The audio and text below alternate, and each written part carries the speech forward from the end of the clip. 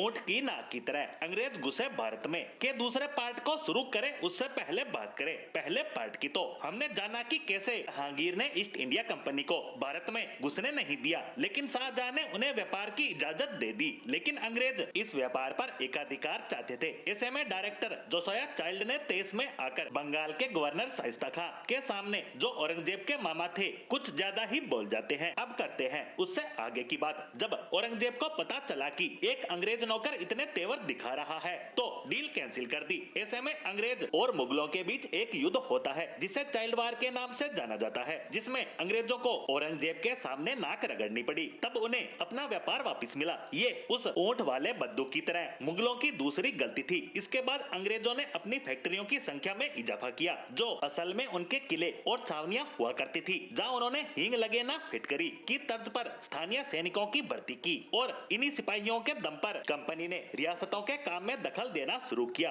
कभी किसी को पैसा उधार दिया, किसी को फौज उधार दी। इस तरह कंपनी बिजनेस से पॉलिटिक्स में एंटर करती है, जो भारतीय राजाओं की आपसी लड़ाई के कारण हुआ। शाहजहां से गलतियों का जो सिलसिला शुरू हुआ वो 1757 में जाकर रुका। ईस्ट इंडिया कंपनी के क्लर्क रॉबर्ट क्लाइव ने 3000 सिपाहियों के साथ बंगाल के नवाब सिराजुद्दौला की 50,000 की फौज को शिकस्त दे दी। इसी क्लाइव के दौर से हमें अंग्रेजों की लूट के कुछ आंकड़े मिलने शुरू होते हैं। प्लासी की जंग के बाद क्लाइव ने सिराजुद्दौला का खजाना जहाज में भरकर इंग्लैंड भेजा। हालांकि कुछ हिस्सा उन्होंने अपने पास रख लिया, जिसकी कीमत आज के हिसाब से करीब 250 करोड़ बैठती है, जिससे उन्होंने प्लासी नाम का एक महल बनवाया। जिसके बाद क्लाइव हीरो बन गए और ब्रिटिश संसद का सदस्य भी चुना गया और उसे सर की उपाधि भी मिली। लेकिन इस बीच एक दिक्कत भी खड़ी हो गई। बंगाल लुट गया तो वहाँ भयंकर अकाल पड़ गया, जिसमें हुई मौतों का आंकड़ा 30 लाख से 1 करोड़ के बीच बताया जाता है, जिस पर ब्रिटिश संसद में हंगामा भी मचा। लेकिन क्लाइव पर हुआ कुछ नहीं। लेकिन अफीम की लत की वजह से क्लाइव उस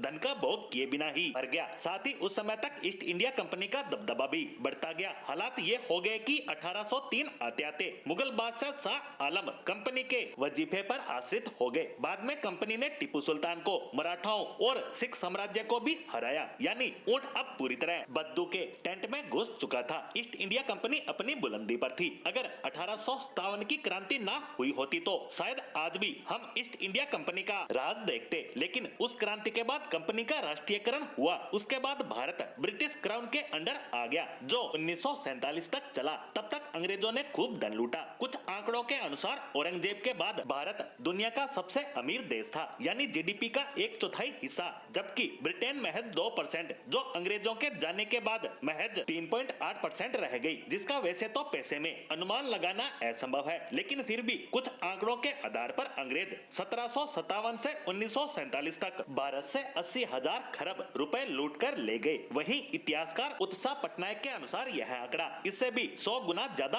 हो सकता था। उत्साह इस आंकड़े को 45 ट्रिलियन डॉलर के आसपास बताती है, जो वर्तमान जीडीपी का 15 गुना है, जिसमें कोहिनूर हीरे, पुरातत्व धरोहर और अन्य खजाने का कोई हिसाब नहीं है। लेकिन आज बद्दू टेंट में सोया है और बाहर ऊंटों की लंबी कतार लगी है।